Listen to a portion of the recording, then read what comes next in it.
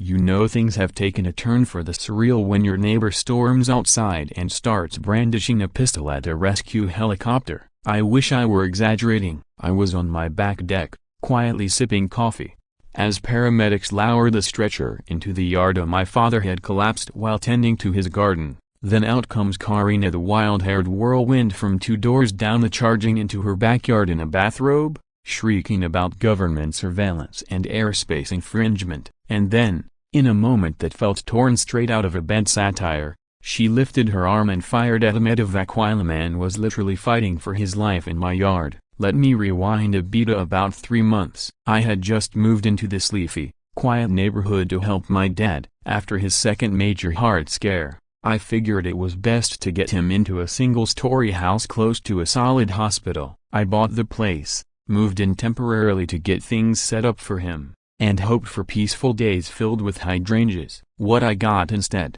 was Karen. She made her grand introduction by handing me a brochure of community regulations and giving my front door a glare like it personally insulted her lineage. Her smile was tight, almost brittle, and every word out of her mouth was laced with saccharine hostility. I immediately knew I was dealing with the reigning queen of the hoe. Karen was a master of weaponized bylaws. She fined me for leaving my trash bins out 30 minutes longer than the allowed time. She filed an official complaint about the non-compliant design of my dad's wheelchair ramp. When I tried to explain, she batted her eyelashes and said, "We pride ourselves on structure here." In my head, I dubbed her Judge Judy with a clipboard, but I kept that to myself. What really ignited her fury was the emergency helipad clearance.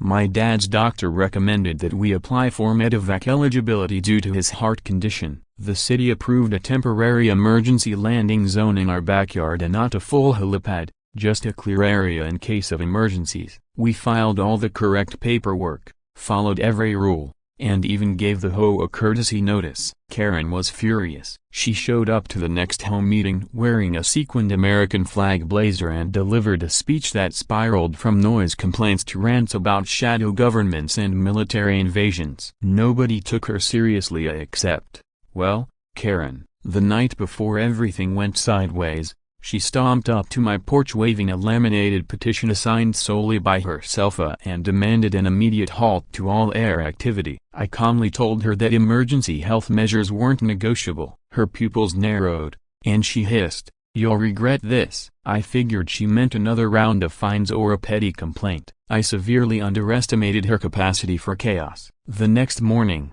my father collapsed again. I called 911. An ambulance was dispatched, and medics coordinated a helicopter response. Within minutes, I heard the low rumble of rotors approaching. Paramedics were already setting up a landing zone in the backyard when Karen came bursting out like a banshee in Crocs, shrieking about privacy violations and waving something in her hand. It wasn't until she lifted her arms that I realized it wasn't a phone. It was a real firearm. I barely had a moment to process before she pulled the trigger. The shot rang out. The helicopter jerked midair. Medics hit the ground for cover. She fired again, ranting about sky spies and neighborhood sovereignty. I dropped my coffee and bolted toward her, but before I could reach her, she was already fumbling to reload. One of the paramedics tackled her from behind. Another was on the phone, likely calling every agency with a 3-letter acronym. I wrestled the gun away while she howled like someone mid-exorcism. Police arrived within minutes, followed by a flood of neighbors. Karen, red-faced and seething, had the nerve to shout "Citizens arrest!" at the officers as they handcuffed her. She kept raving about me being a government agent and how the helicopter was infringing on her freedoms. The officers didn't even blink. They read her rights and loaded her into the cruiser. The helicopter lingered overhead briefly, then was rerouted. My father had to be taken by ambulance instead. He pulled through, but the delay easily could have cost him his life. You'd think the story ended there. It didn't. The very next day, a man in a crisp navy blue suit showed up at my door. He flashed a badge and introduced himself as a federal investigator. Turns out, Karen hadn't just fired at a helicopter, she'd actually damaged one of its landing skids. Now the FA was involved. Homeland Security too. Apparently, there are serious, terrifying consequences for shooting at an aircraft, especially a medical one marked with a red cross. To make matters worse, She had posted a string of conspiracy-laced tirades online in the days leading up to the incident, one of which included a blurry photo of the rescue helicopter captioned, "I know your game." And here's where it turned downright absurd. Her lawyer, the same guy who once ran for local office campaigning against fluoride, was trying to claim that Karen acted out of defensive trauma. His argument: the helicopter triggered her PTSD from a childhood accident on a malfunctioning carnival ride. No, I'm not making that up. By this point, the entire neighborhood had spiraled into panic. Half wanted her evicted. The other half had suddenly become paranoid about helicopters and started to believe Karen was some kind of prophetic suburban martyr. Prophet, that's what some folks were calling her. One neighbor even put up a DIY no-fly zone sign made from pool noodles. I kept my mouth shut, documented everything, and waited because I had a strong feeling this circus wasn't over yet. And I was right. A few days later, a letter arrived, this time not from Karen, but from her second-in-command, Eileen, the type of woman who wore pearl necklaces while mowing her lawn. The letter accused me of creating a hazardous environment by allowing medical air support and demanded that I put a stop to any and all backyard aviation. It even suggested I was dramatizing the situation and exploiting my father's health crisis for attention. I laughed so hard I had to sit down. Instead of replying, I sent the letter straight to the federal investigator. His response: "Thanks,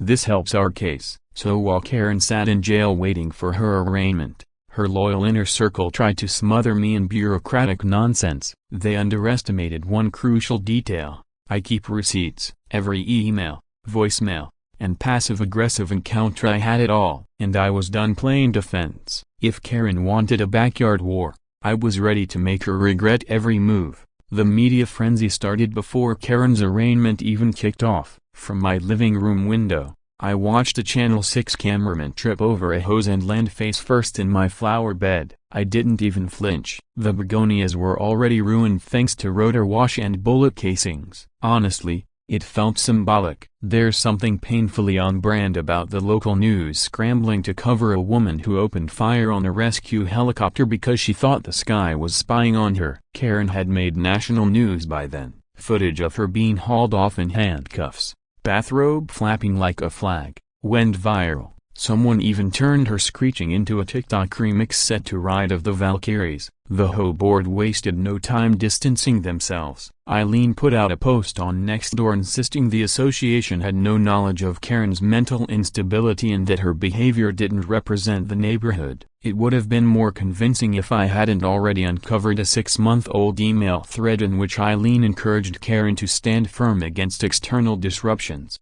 Apparently, I was the disruption, the outsider, and the disruption in question, a helicopter trying to save my father's life. Watching them all scramble to spin the story wasn't enough for me. I had a file thicker than most textbooks filled with Karen's obsessive behavior, her delusions, her attempts to control everything and everyone. I had recordings of home meetings she led, her passive-aggressive email rants, and even a voicemail warning me not to let black vehicles idle outside your house or we'll assume you've defected. At the time, it felt like neighborhood theater. Now, it was part of a federal investigation. Karen had lawyered up with a man named Ron Kessler, a retired used car salesman turned attorney whose local TV ads used to run between old episodes of Judge Judy. He leaned hard into the mental health angle, claiming Karen was emotionally unstable, suffering from trauma, and reacting to mismanaged medication. He painted her as someone who genuinely believed she was protecting the neighborhood. Part of me almost felt sorry for Hira until I remembered the look in my dad's eyes on that stretcher,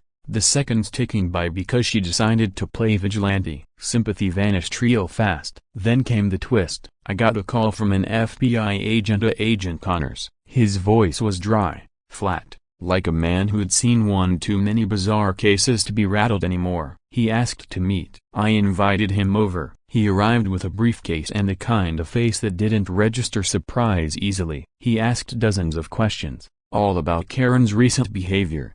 I gave him everything: photos, emails, the video of her ranting in the yard wearing a tinfoil hat and accusing Amazon drones of spying on her. Connors didn't react much. Then he pulled a printout from his briefcase, a thread from an obscure online forum. "Have you seen this before?" he asked. I skimmed it, then read it again. The posts were riddled with caps lock and typos, classic conspiracy stuff. The user, ho_freedom_warrior76, had been ranting for months about Metafics being used by the deep state to infiltrate suburbs. One post even named our street specifically, claiming they're using the old man's yard as a testing ground. Don't believe the fake heart attacks. A chill ran down my spine. That's her, I said. No doubt. Connors gave a single nod. We traced the IP. It's hers. At that point, this was more than a reckless outburst. Karen was now being looked at for online extremism, inciting violence, and possibly being part of a broader conspiracy group. She wasn't just paranoid, she was organizing. Connors explained that while most people like this never leave the keyboard, Karen crossed the line when she acted. That's when she became a federal threat. A week later, they executed a search warrant at her house. Half the neighborhood watched from their porches as federal agents in windbreakers hauled out boxes of evidence. I caught a glimpse of one marked documents, a Operation Skyfall. No joke.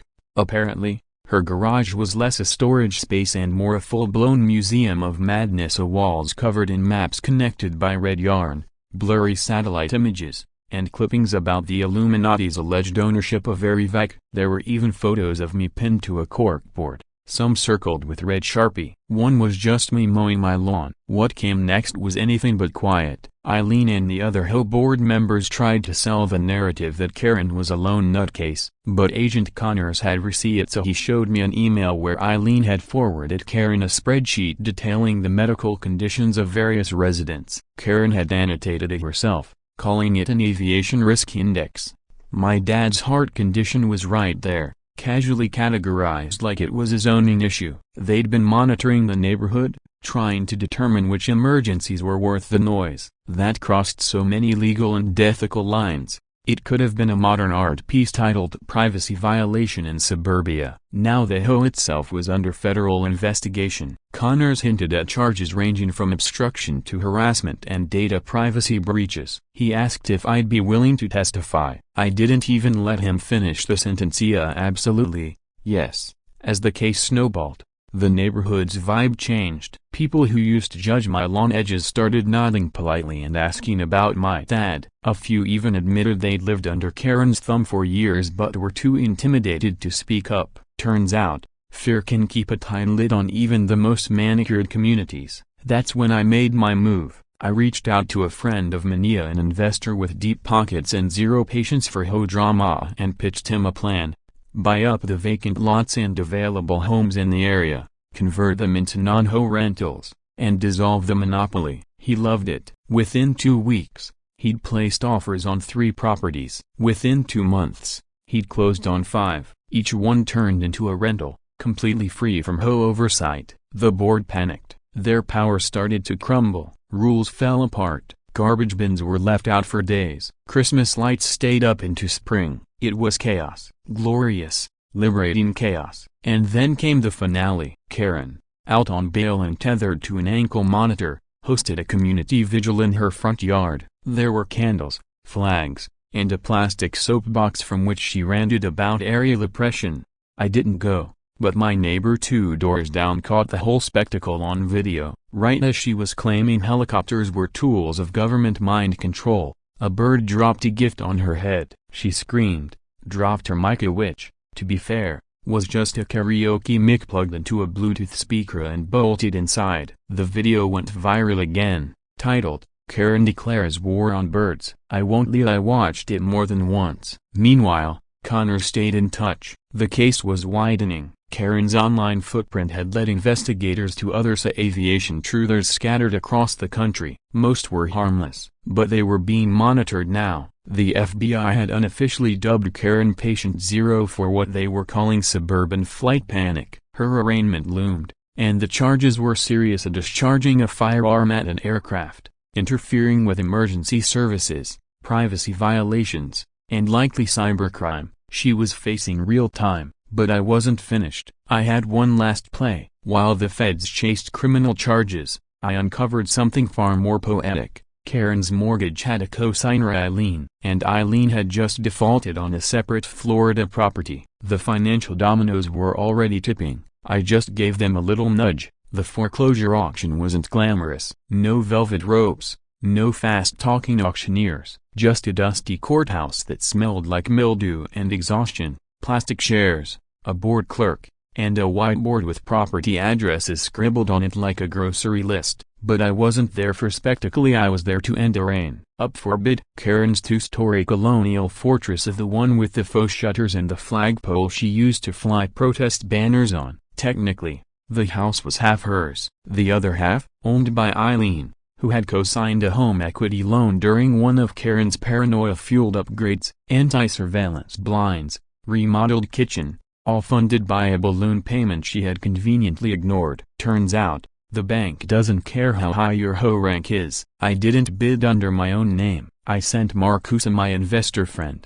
buzzcut, no nonsense, with a history of flipping properties owned by conspiracy theorists. He knew exactly what he was doing. I gave him one simple instruction: win, no matter what, and he did. The gavel dropped, just like that. Karen's house was ours. No cheers, no dramatic music, just paperwork, signatures, and a jangling set of keys. Later that evening, I stepped into her yard. Her paranoid wind chimes tinkled in the breeze like ghosts of conspiracies past. That's when it hit me. I hadn't just purchased a house. I had taken control of the temple of her delusion, of her command center, her stronghold. And now, I had the keys. The eviction notice went out the next morning. By the following morning, Karen's time was officially running out. She'd been staying in the house under temporary court approval while awaiting trial. Technically, ownership hadn't transferred yet, but the countdown had begun. She had 10 days to vacate. And suddenly, the woman who once tried to find me over mismatched holiday lights was standing at my front door. I didn't answer right away. I just watched her through the peephole. She looked smaller, the same fraying bathrobe, but her frizzed hair had lost its volume, and deep shadows clung under her eyes. She looked like she hadn't slept in a week. When she knocked again, I finally opened the door slowly. "You," she hissed. One syllable, soaked in venom, aged like cheap wine. "Me," I replied evenly. "You bought my house." "Technically, the bank did," I said. "I just happened to write the check." Her mouth tightened into a bitter line. "You're targeting me." "No, Karen. You opened fire on a rescue chopper. The federal government is targeting you." "I just bought a structurally sound house that happens to need some fresh paint." She tried to reframe it to make herself the victim, claimed I was preying on her while she was legally vulnerable, said I'd betrayed the neighborhood. I didn't blink.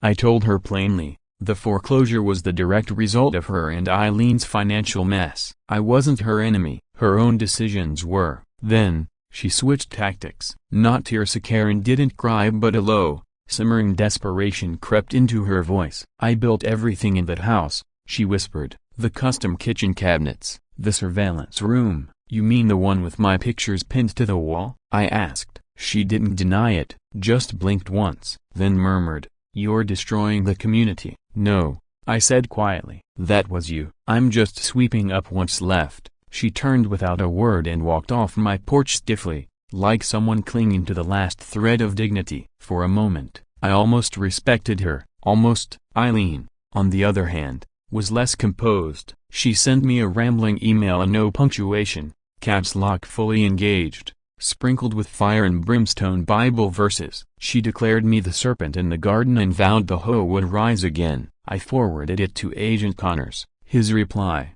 "She's next." With Karen's home in escrow and the federal investigation heating up, the entire neighborhood shifted from passive acceptance to full-blown collapse. Former hoe diehards started jumping ship. People who used to relish rule enforcement suddenly developed memory problems. The monthly newsletter vanished. Their Facebook group went dark. I watched the organization implode like a slow-motion Bonfire, and I enjoyed every second. But I wasn't quite finished. During the pre-sale inspection of Karen's house, I noticed a hidden panel in her study. Behind it was a crawl space. Inside that space, a locked filing cabinet. Marcus helped pry it open. What we found made my blood boil. Karen hadn't just been monitoring me, she'd been collecting information on nearly every resident. Health records, vet bills, financial documents. There was even a manila folder labeled potential liabilities. She had cataloged noise complaints, marital affairs, and anything that might make a person susceptible to Ho pressure.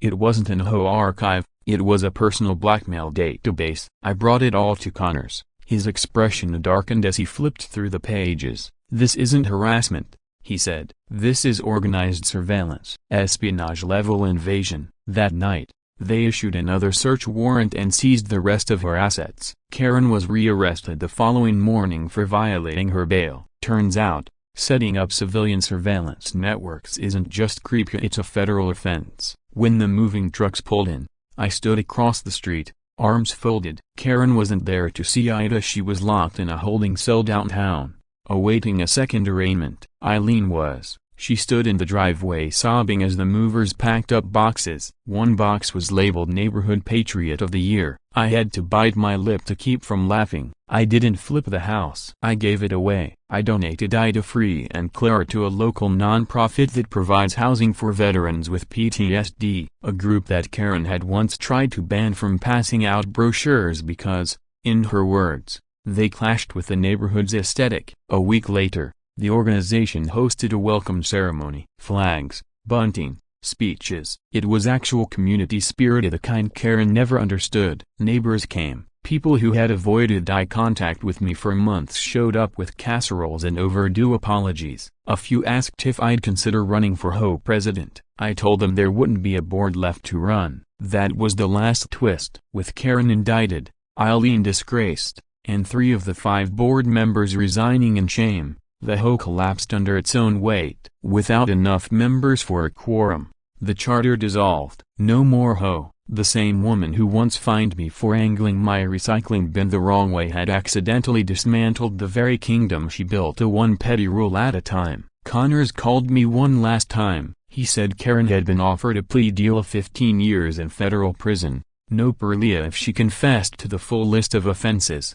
conspiracy, unauthorized surveillance, and firing on a civilian aircraft. She hadn't taken it yet, still believed she'd get off on a technicality, still thought the helicopters were watching her. I told him I wasn't surprised. Some people never learn. They never think they're the villain. I told Connors, not even when they're aiming a gun at a medevac. He paused for a moment, then said, "You did the right thing. Most people wouldn't have had the guts to push back." I shrugged, though he couldn't see it. "I just played the long game." She brought the ammunition. As I spoke, Bray waved from across the street. I returned the gesture. 2 weeks after Karen's second arrest, I got an unexpected knock on the door. It wasn't the FBI this time, and it wasn't another neighbor carrying an apology casserole. It was a process server. He handed me a thick envelope, gave me the look of a man who had long since stopped caring, and walked away without a word. I opened the envelope at the kitchen table,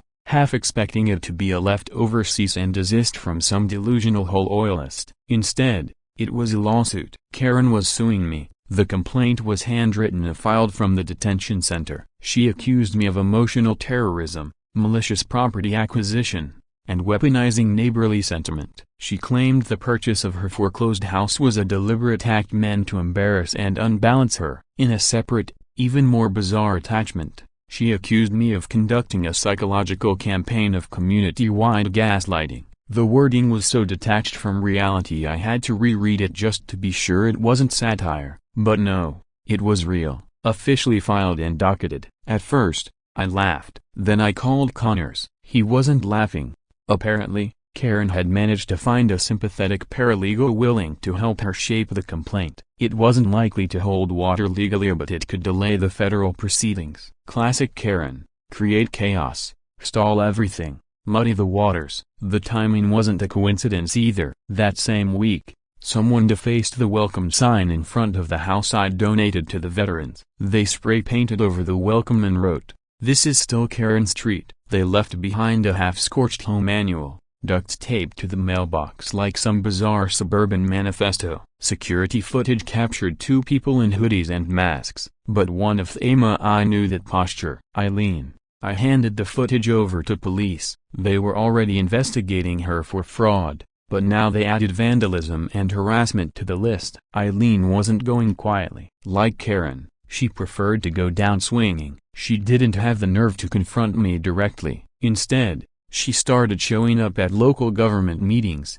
spouting paranoid rants about neighborhood takeovers and claiming I was an infiltrator sent to destroy the community from within. People stopped taking her seriously around the time she brought a taxidermy owl to a zoning hearing and accused it of being a surveillance drone. Meanwhile, the lawsuit crawled forward. Eventually, I was summoned to court. I braced for chaos. What I got was worse. Theater. Karen showed up dressed in a muted gray jumpsuit, hair flat and tame, trying to look like a fallen Sunday school teacher. She'd rehearsed the part, a voice soft, expression pained, the picture of unjust suffering. Her public defender looked like he was re-evaluating every decision that led him to this job. Still, he pressed on. "Ms. Tilbrook," he began, "has been relentlessly targeted by the very individual she once welcomed into this community. She acknowledges her past missteps but believes she has become the scapegoat of a personal vendetta." I leaned back and said nothing. To his credit,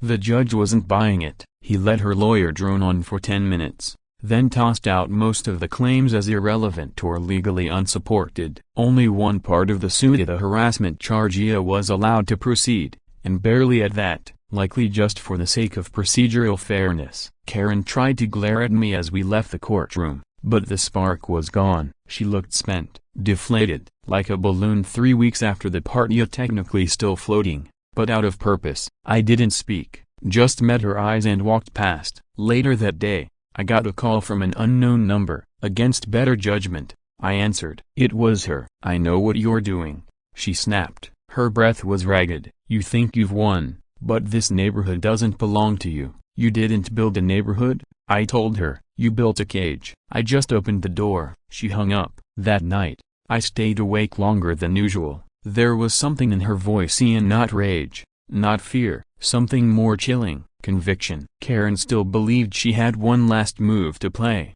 and that's what scared me, because a Karen backed into a corner wasn't just desperate, she was dangerous. 3 days later, she made her move. It was a bright Tuesday morning when the helicopters returned. Not one, not two, 4 of them black and silver, 2 from Homeland Security, 1 marked FBI, and 1 unmarked. They hovered briefly, then descended, each targeting a different house on the same street. Raids. One was at Cliff S. Place, a quiet guy who once petitioned to ban Halloween decorations. Another was Linda's, a sweet older lady, head of the Hose Garden Club. The third was Eileen's. Karen hadn't been acting alone. She built something bigger, a network, a kind of neighborhood militia. They had tasks: monitor residents, enforce her twisted ideals of order, keep files real alone as on everyone, families, kids, medical histories, finances, marital status. It was Karen's private surveillance state, and it ran far deeper than anyone had imagined. When the FBI went through the evidence, they uncovered hidden records, encrypted communications. They found cameras disguised as bird feeders and a list ominously titled high-risk nonconformists. My name topped that list. That was the turning point. Suddenly, this wasn't just a tale of one unstable homeowner. It had become a federal investigation into suburban surveillance, harassment, and systematic abuse via Ho authority. Karen's lawsuit, gone obliterated under the weight of new federal charges: conspiracy, cyberstalking, and even obstruction of justice for using legal delay tactics to stall her own prosecution. Connors rang me up again. "She's finished," he said. "Federal lockup by Friday." But I didn't celebrate, not yet, because even as they escorted her away, not in a cruiser but in a federal transport van, Karen turned her head and looked back at me through the window. She smiled. It wasn't smug or pleasant, it was calculated, as if she still believed this story would somehow end in her favor. I tried not to dwell on it. That weekend, I hosted a neighborhood cookout. The veterans I'd given the house to were on grill duty, cracking jokes between burger flips. Kids ran wild through sprinklers. Neighbors brought lawn chairs, soda, and homemade desserts. For the first time since I'd moved in, the street finally felt like what it was supposed to be, a community. No one policing hedges, no warnings left on doorsteps, just people. Eileen didn't show as she was awaiting trial. Cliff and Linda weren't there either. All 3 had been suspended from their jobs and barred from any involvement with Ho organizations. The board had officially been dissolved, the bylaws tossed. In a final vote, Over 90% of the neighborhood agreed to disband the hoe altogether. Someone handed me a mic and asked me to say a few words. I came here thinking I'd just be helping my dad out, I said. But I ended up standing between the neighborhood and someone who thought power was the same thing as control. It's not. Real power comes from trust, from mutual respect, and maybe just maybe a little sarcasm. That got a few laughs. Later that evening, my dad and I sat on the porch, sipping lemonade as the sun dipped behind the rooftops. He looked stronger, healthier than he had in months. She really gone? He asked. Not just her, I said. The whole rotten system. He gave a satisfied nod. Good. Maybe now I can plant my flowers without getting fined for unauthorized petunias. I chuckled. The garden's yours again, old man. He raised his glass toward the sky. Let's hope it stays drone-free. We clinked our glasses and watched the last light fade. For once, there were no helicopters, no enforcement patrols, no hoe nonsense in sight. 2 months after the raids, the house across the street of the one that used to fly Neighborhood Sovereignty Enforcement Zone flagel was listed for sale. New siding, fresh coat of paint, every trace of Karen wiped clean, like someone had pressure washed the past right off the place. I watched from my porch as a young couple toured it with their real estate agent. They looked puzzled when the agent sheepishly mentioned that the property had some history. They probably assumed mold or plumbing issues. I silently hoped they never searched Karen medevac shooter unless they were emotionally ready. Things settled down, without the hoe breathing down everyone's necks. Something strange happened. People started talking again. Lawn patrols stopped. Condescending flyers disappeared. Even the guy with the massive inflatable unicorn in his front yard got laughs instead of complaints. We had another block party.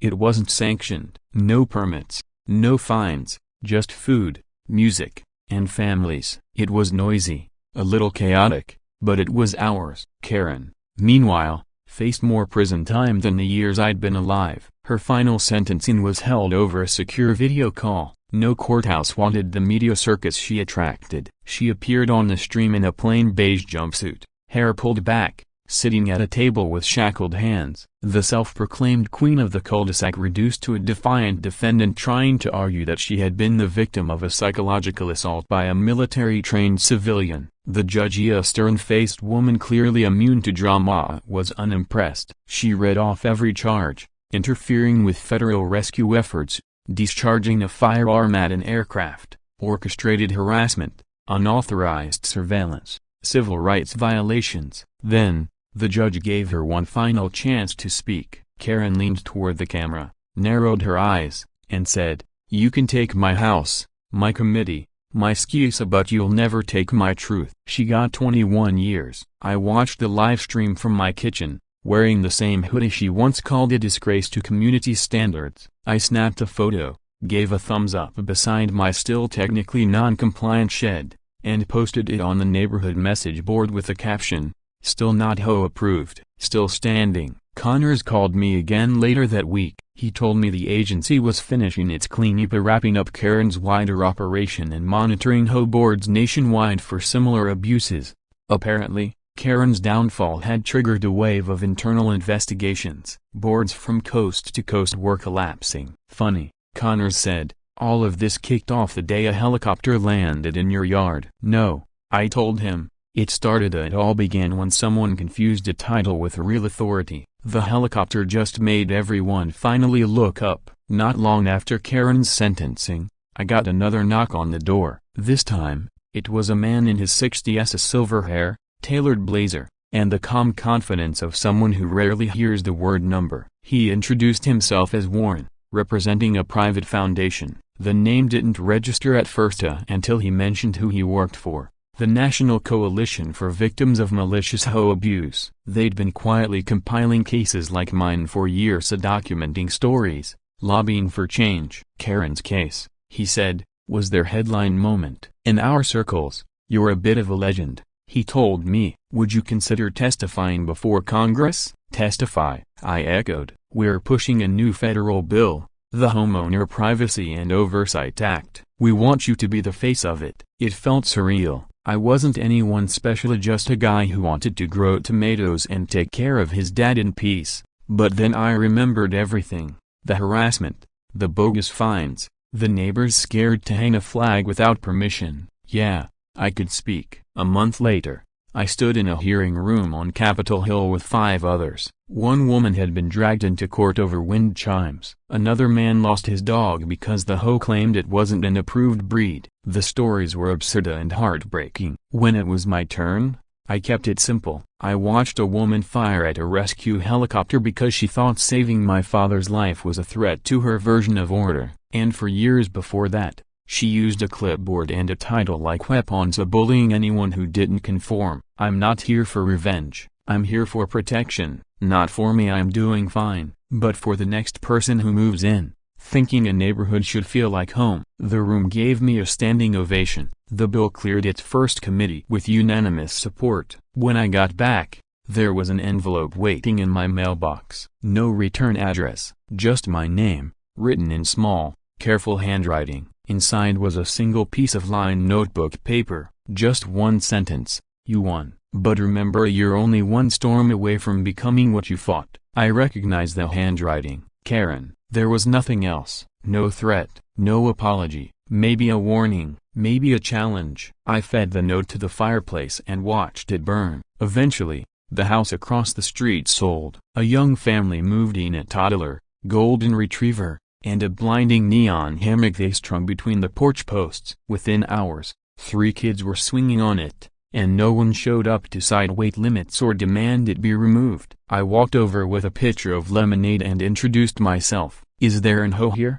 The mom asked. "Nope," I said, "just neighbors." She grinned. "That's the best thing I've heard all week." As spring took hold, my dad finally got back to gardening. I watched from the deck while he knelt among the flowers, humming to himself. He told me he felt better than he had in 5 years, and I believed him. The neighborhood was quiet now. No helicopters, no sirens, no hoe reps barking about violations. At night, the street glowed with mismatched porch lights, solar lanterns, and spinning wind decorations of things that once would have sent Karen into a full-blown fit. We let them spin. One evening, while I was taking out the trash, I noticed a group of kids drawing on the sidewalk with chalk. One had sketched a giant helicopter, blue and white, with stick figure medics dangling underneath. I asked what they were drawing. "It's a rescue," one of them said. "Like in that story my mom told me, about the crazy lady and the guy who stopped her." I blinked. "What guy?" She pointed at me and grinned. "You." I didn't know what to say. I just laughed. Not a sarcastic laugh, not bitter, either. A real, genuine laugh. Then I looked up. The sky was quiet, clear. And for the first time since this all began, I allowed myself to breathe. Not because the fight was over, but because I finally knew if it ever started again, I wouldn't be alone. And if anyone ever tried to take aim at the sky again, a broken bar, they'd have to go through all of us.